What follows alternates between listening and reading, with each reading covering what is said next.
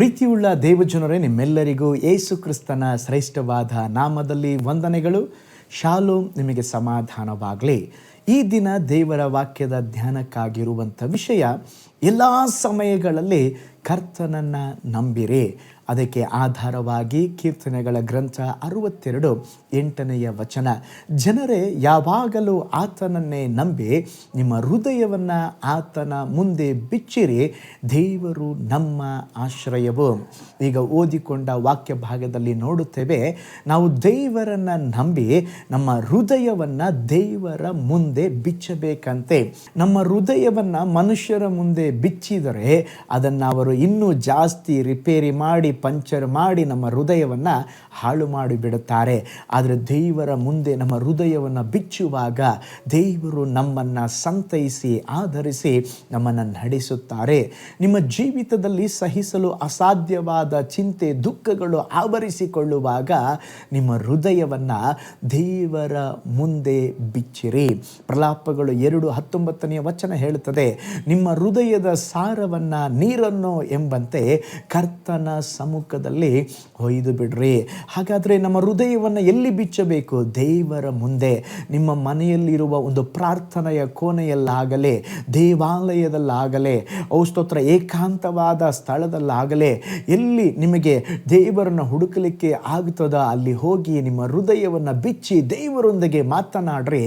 ಆಗ ನಿಮ್ಮ ಮನಸ್ಸಿನ ಭಾರ ಕಡಿಮೆಯಾಗ್ತದೆ. ನಿಮ್ಮ ಜೀವಿತದಲ್ಲಿ ಕಾಡಿಸುವ, ಪೀಡಿಸುವ ಎಲ್ಲ ವೇದನೆಗಳು ನಿಮ್ಮನ್ನು ಬಿಟ್ಟು ಅಗಲುವಂಥದ್ದಾಗಿದೆ. ನಮ್ಮ ದುಃಖ ಭಾರವನ್ನು ಇಳಿಸಲು ಒಂದು ಒಳ್ಳೆಯ ಸ್ಥಳ ಇರುವುದಾದರೆ ಅದು ನಮ್ಮ ಯೇಸುವಿನ ಪಾದಗಳು, ದೇವ ಸಮ್ಮುಖ. ಸ್ತೋತ್ರ, ನಡೆದ ಒಂದು ಸಂಭವವನ್ನು ನಿಮ್ಮೊಂದಿಗೆ ಹಂಚಿಕೊಳ್ಳುತ್ತೇನೆ. ತನ್ನ ಮಗನನ್ನು ಕಾರಿನ ದುರಂತದಲ್ಲಿ ಕಳೆದುಕೊಂಡಂಥ ಒಬ್ಬ ತಂದೆ ಆ ದುಃಖವನ್ನು ತನ್ನ ಮನದಲ್ಲೇ ಅಡಗಿಸಿಕೊಂಡು ಇದ್ದರು. ಸುತ್ತಲಿದ್ದವರೆಲ್ಲ ಗೋಳಾಡಿ ಅಳುತ್ತಿದ್ದರು. ಆದರೆ ಇವರಾದರೂ ತನ್ನ ಬಲದಲ್ಲಿ ನಂಬಿಕೆ ಇಟ್ಟವರಾಗಿ ಹೃದಯವನ್ನು ಕಲ್ಲಾಗಿ ಮಾಡಿಕೊಂಡು ಆ ಚಿಂತೆಯನ್ನು ಹಾಗೆಯೇ ಅವರೇ ಯೋಚನೆ ಮಾಡುತ್ತಾ ಜೀವನವನ್ನು ಕಳೆಯುತ್ತಾ ಇದ್ದರು. ಕೆಲವು ದಿನಗಳ ತರುವಾಯ ಸ್ತೋತ್ರ, ಅವರ ಹೃದಯ ಆಳವಾಗಿ ಬಾಧಿಸಿತು.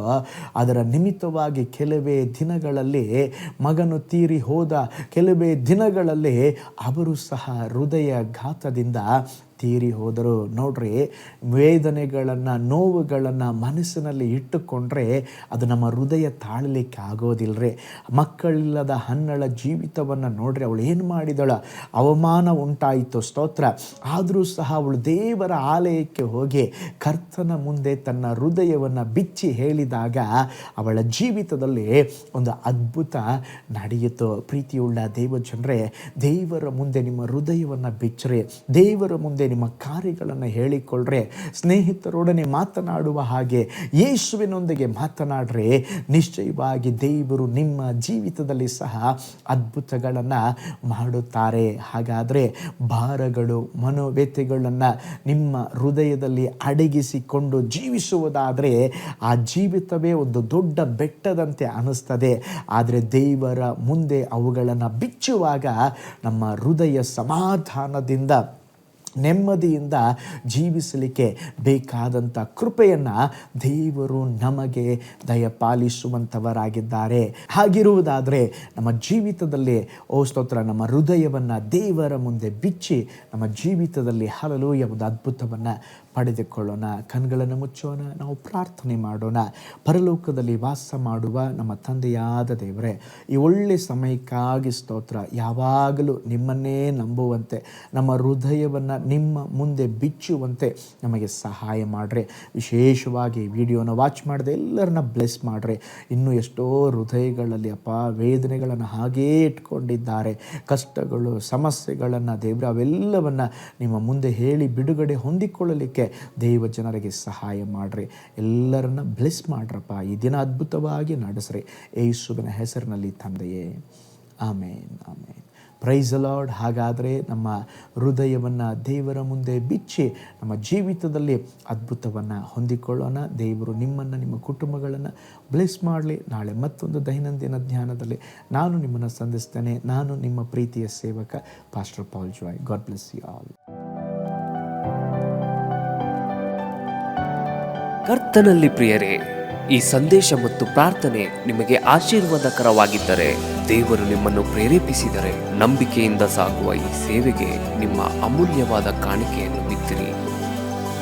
ಪ್ರೀತಿಯ ದೇವಜನರೇ, ವಾಯ್ಸ್ ಆಫ್ ಹೋಪ್ ಮಿನಿಸ್ಟ್ರಿಯ ವತಿಯಿಂದ ಕೋರಮಂಗಲದಲ್ಲಿ ಪ್ರತಿ ಭಾನುವಾರ ಬೆಳಿಗ್ಗೆ 9:30ಕ್ಕೆ ಕನ್ನಡ ಆರಾಧನೆ ನಡೆಯುತ್ತಿದೆ.